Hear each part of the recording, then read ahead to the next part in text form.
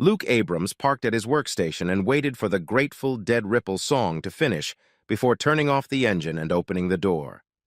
He looked up at the neon sign above the entrance to the building and felt proud when he saw Abrams Manufacturing written above the door. The guard at the door greeted him as Luke made his way to his corner office on the top floor. His CFO had told him that the company was now worth $20 million, and not a month went by that some firm or venture capitalists didn't want to discuss buying the business. Luke wasn't interested, as he loved his job, his business, his team of people, and he saw no reason to cash out at this young age. Life was good. His family life had been great all these years. He and Becky, his wife of 14 years, had struggled at first when he started his business, but now lived very comfortably. Becky worked part-time as a marketing consultant and often worked from home. She was tall, 5 feet 8 inches tall, with fiery red hair and an incredible body. Her breasts and ass were perfect, and she had bonus legs that stretched for miles.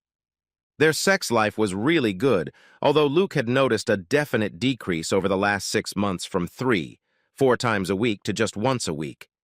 Becky also seemed to be more attached to her phone, sending messages to God knows who, and one day when he picked it up to check match results, he noticed that it was now password protected, something that hadn't been the case in the past. He talked to her about sex and how she had become more reserved and quiet in their interactions, but she said that she felt older and more tired, and he should just know that she loved him more than he ever imagined. They talked about kids. She didn't want any yet, but he told her how important it was to him, and she agreed that within 6 months she would give up birth control. She wasn't as excited about it as he was, but he thought she was thrilled with the idea. As Luke sat in his office thinking about it, his friend and VP of Sales, Chad Warwick, walked into his office looking shy. Chad had been friends with him in college, and they had played soccer and hockey together in high school. He wasn't his best friend, but Luke considered him close. Now the relationship was a mixture of friendship, but also Luke was the boss. And although he treated his employees as partners, Luke ultimately decided what they should do. Chad peeked through the door and said, "Boss, I feel like crap today. I think I have the flu or something, so if you don't mind, I'm going home to bed and I'll be back either later or tomorrow. I'm done with the proposal for the new climate control systems. I'll see you tomorrow." "Okay, Chad. Hang in there and hope you feel better." Luke decided to work more on the new business line he was going to create and opened his workstation to pull up the files. He noticed that he had an older version and remembered that he had worked on it over the weekend and saved the files on his home computer instead of uploading it to the company server. He decided that he would ask Becky to email the file instead of driving home. He tried calling the home line, but the phone switched to voicemail. He tried Becky's cell phone, but it was off, which he thought was odd considering she had a work day. Oh, well, that was okay. He'd make it home in 20 minutes. Luke was enjoying the weather and the good tunes on the NPR when he turned down his block and pulled up in front of his house. He spotted a car in the driveway that looked familiar, and it didn't take him long to realize it was his friend Chad's Lexus. Luke parked on the street, walked up the driveway, and quietly opened the front door. The first floor was quiet, no lights or radio on. Becky wasn't in the study at the desk. He walked to the kitchen and then heard moans and voices coming from the master bedroom. In his mind and heart, he couldn't believe what he already knew in his gut. Someone was having his wife in his bed. He grabbed a long Wusthof knife from the shelf and slowly walked up the stairs. He stood in the hallway, obscured by the door jamb so they couldn't see him, but he could hear what they were talking about. They were hugging and talking, and he heard Becky say, "Chad, we can do this a few more times. I think Luke is getting suspicious of my aloofness and my constant texting on the phone. And I don't make love to him more than once a week because I feel so guilty, and it feels so wrong to make love to you and then to him the next day. I've really enjoyed our little affair for the past 4 months. It's my indulgence of my desires to have dirty and illicit sex before I go off the pill to have kids. So I want you to take me like you never have before because this will be the last time here, and then the Denver conference, and then we're done." Luke remembered that Becky had told him that she was going to a marketing conference in Denver in 2 weeks, and he quickly realized that it coincided with the sales conference that Chad would be attending in Denver that same weekend. Luke was crushed by what he heard. He pulled out his phone and turned on the video, slowly peering out from behind the door jamb. His wife, Becky, was now riding his friend and employee, Chad, riding him like a bucking horse. She was yelling, "Come on, Chad!" At that moment, Luke burst into the room, shooting the phone in one hand and a knife in the other. He grabbed Becky by the hair, ripped her away from Chad, turned her around and pushed her onto the bed. She screamed and saw it was Luke. Her eyes widened, her mouth fell open, and she wailed, "Luke, this doesn't mean anything." At that moment, she tried to get up and walk over to Luke, and Chad tried to move to the edge of the bed and stand up, but Luke held out the knife and yelled, "Both of you sit on the bed and shut the hell up, or you'll find a 12-inch blade in your chest, now!" They both sat up and pulled the sheet up. Becky started sobbing uncontrollably, and Chad started telling Luke, "Boss, it's really nothing. It's just sex, just a distraction for us. It doesn't mean anything. Luke, I love you. It was just meaningless sex with Chad. It doesn't change how I feel about you. It was just the last time I sow some wild oats before you and I settle down with kids. Please, Luke, it's okay. Send Chad away. Come and give me a hug and I'll make it up to you." Luke looked at her like she'd lost her mind. "Becky, doesn't that mean anything? Well, I think you've proven that our marriage means nothing to you. You've demonstrated that you don't respect me and that I was a fool to believe that you loved me. How can you say you love me when you've been sleeping with Chad in my own fucking bed for months?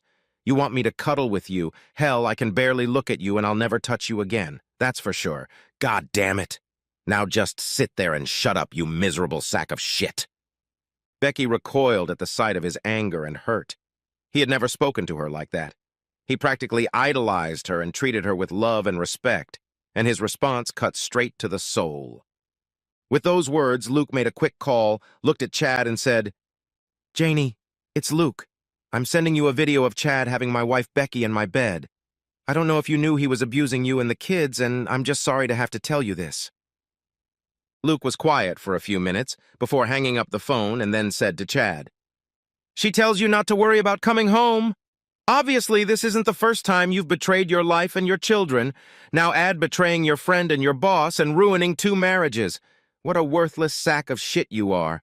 I'll give you one chance to save your job. Tell me exactly when it started and how many times you two have had fun." Becky looked at Luke and said, "Don't make us go over it. It doesn't matter. It doesn't mean anything, and it stops right now. Please." Luke's look of hatred and pain made her pull back even harder, huddle into the headboard of the bed, and avert her eyes. She continued to cry and sob as Chad answered Luke.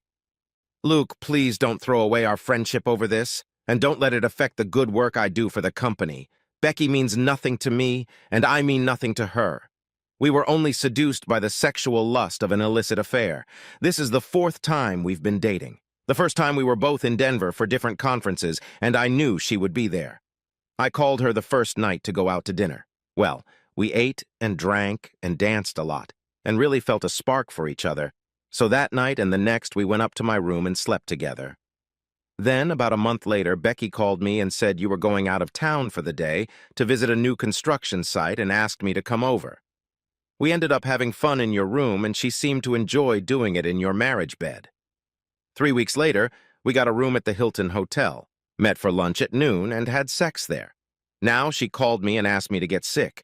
Come over and sleep with her because she was incredibly horny.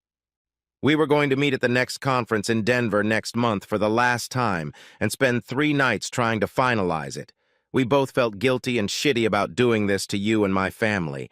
Becky knows you want to have kids and she's going off the pill, so we decided that was it and we're going to be good spouses again.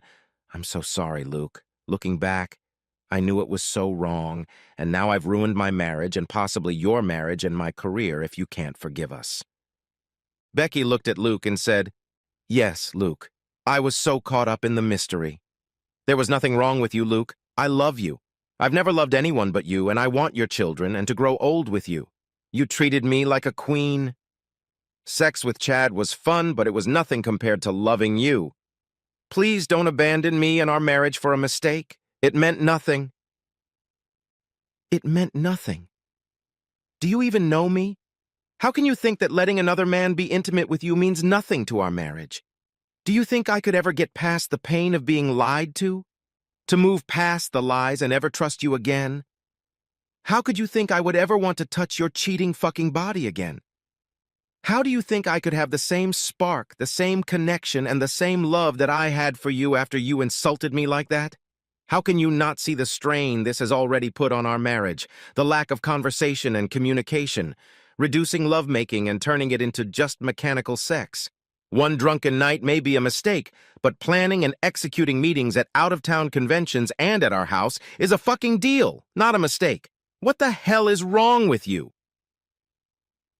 Becky for the first time began to realize what she had done. She had convinced herself that it was meaningless sex and it wouldn't hurt her relationship, maybe even make it stronger. But when Luke spoke, she realized that she had emotionally and physically distanced herself from him. She didn't understand why, since she loved and wanted only him. Maybe it was the guilt she was trying to bury that was eating away at her and their relationship. She thought her affair would never come to light. Luke trusted her so much. She saw that trust would never be the same again. She thought Luke loved her so much he would forgive and she would quickly make him forget, being a loving and caring wife and having children. Now she realized how she had been deceiving herself. She had fooled herself into thinking she deserved this and it would make her a better wife. Now she saw how much pain and disrespect she had poured out on the man she loved so much and wanted to have children with him and a long and happy life. Oh my God, she thought, have I ruined everything? How am I going to get through this? All she could do was look at Luke and say, "Please, Luke, please forgive me for hurting you. I didn't think much about what I was doing. I didn't realize it would be so devastating. I never meant to disrespect you. I never wanted to hurt you the way I hurt you now." Luke picked up his phone and scrolled through the part of the video where she was screaming, "Yes, Chad? How the hell could you think you weren't disrespecting me when you made comments like that? You disgust me." Luke looked at Chad and said, "There is no way to save your fucking job. Don't bother coming in tomorrow. You're fired. Now get the hell out of my house." Chad started to get up, and so did Becky, but Luke yelled at her, "Stay there in those sheets, slut, and don't move." She squirmed in the bed as she saw the hurt and resentment on Luke's face, replaced with anger and pure hatred. My God, what have I done to hurt such a good man and turn his love for me into hate? Chad grabbed his clothes, ran down the stairs, jumped out the door, and sped off in his car. Luke looked at Becky and cried. She got out of bed and tried to go over to him and hug him, but he looked at her in disgust, turned away, and held up the knife to keep her away from him. She looked down and saw herself in his eyes as a crude, cheating, lying whore who had betrayed everything that was sacred in the relationship.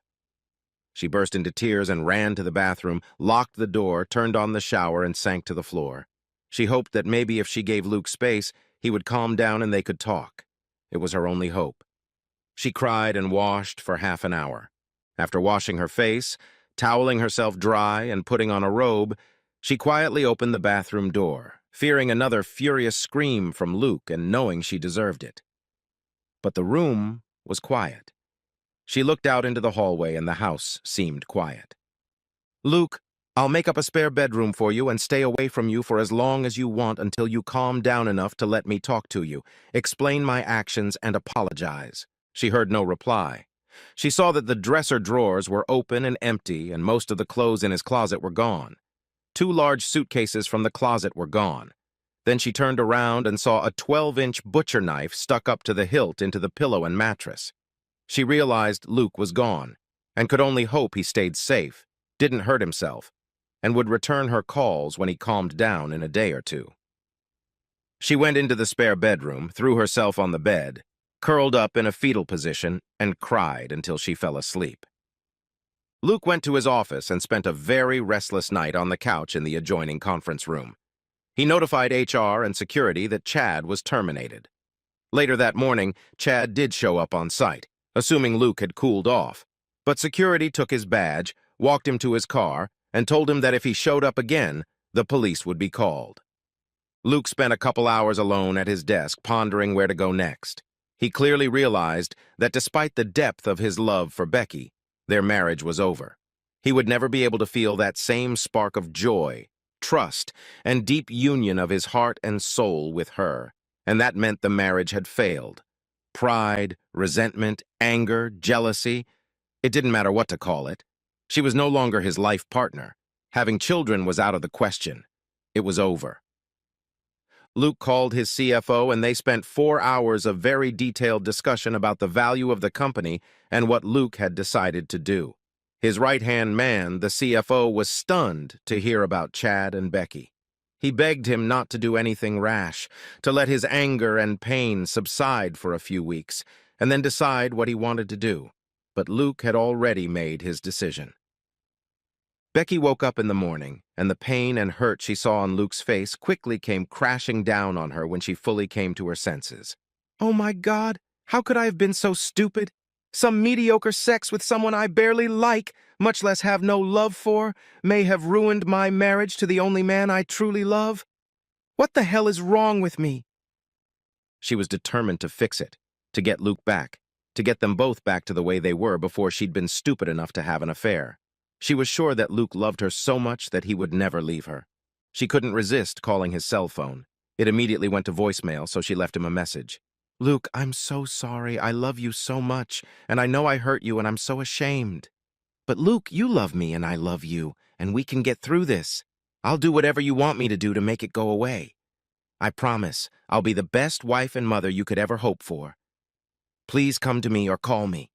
I need you. Please talk to me, Luke.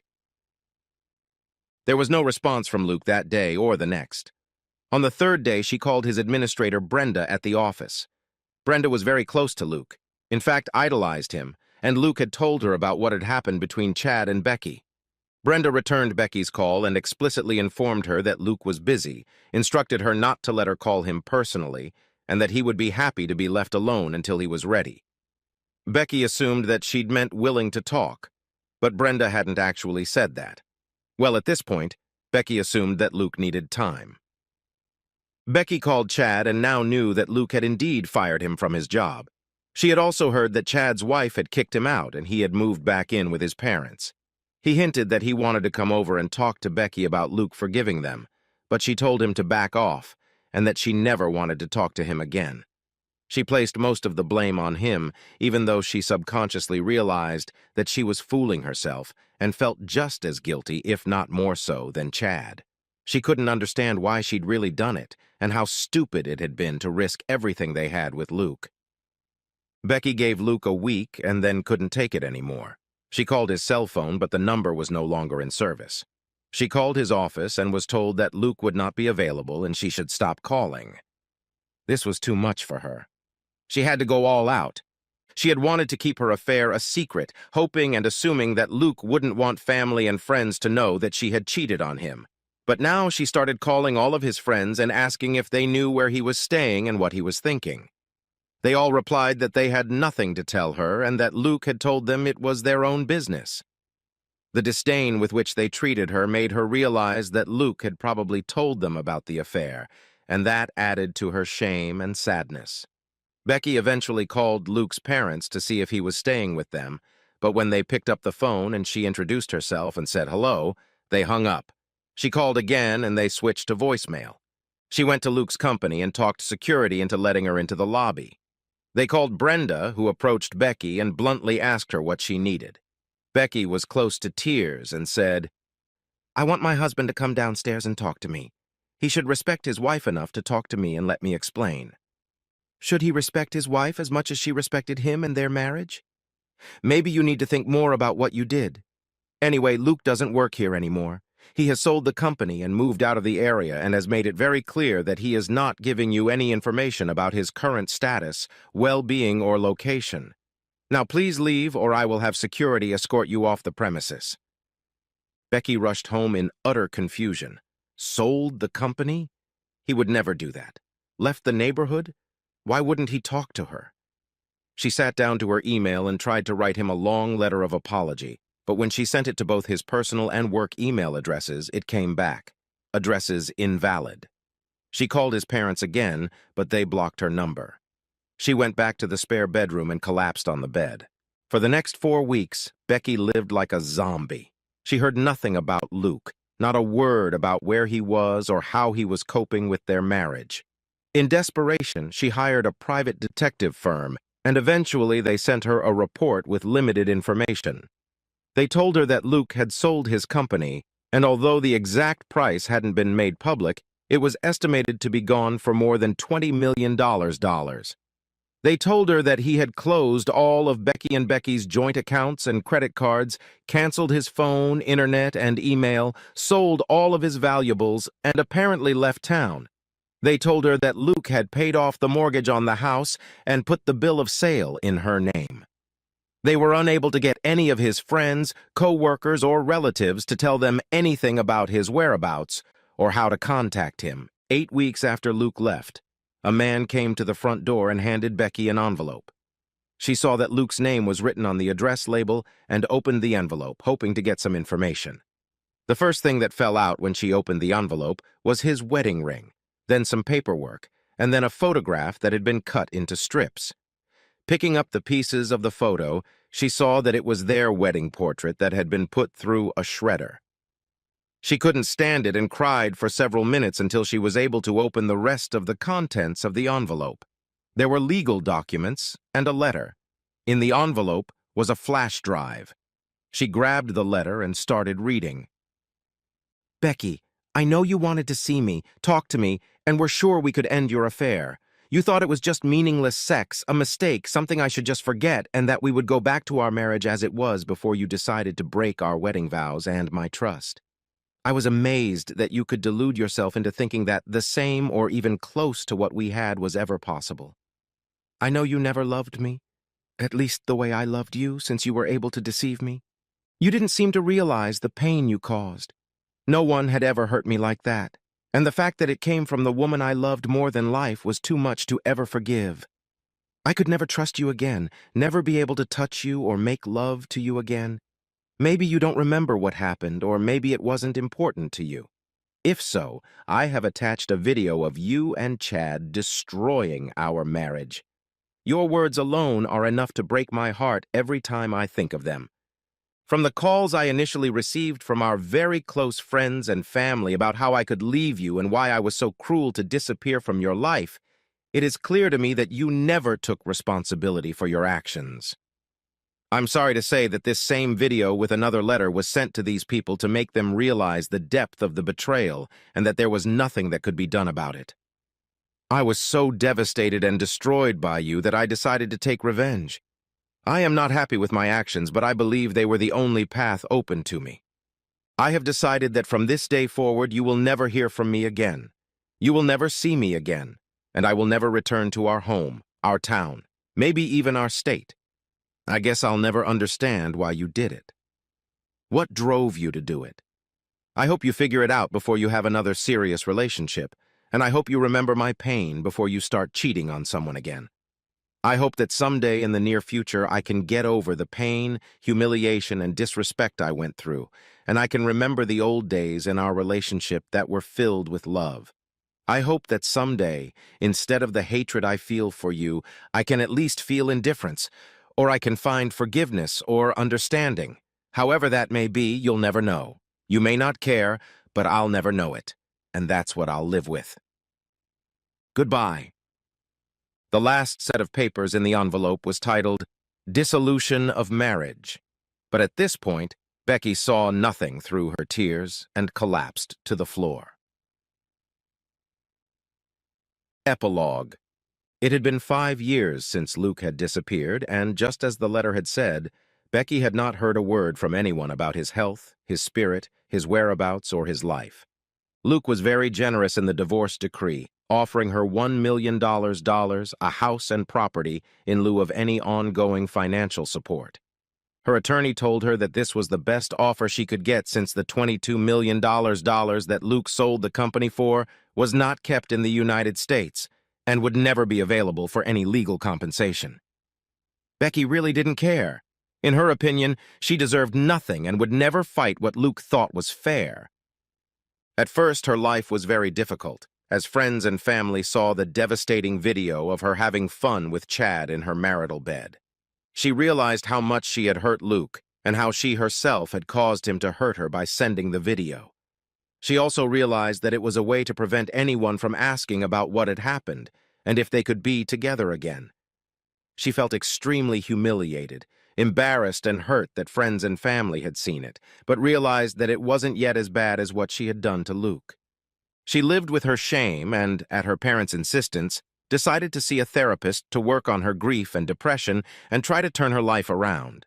She had a few dates, but she never seemed to enjoy herself or let anyone in on her private thoughts and pain, so nothing ever progressed beyond a few painfully awkward encounters.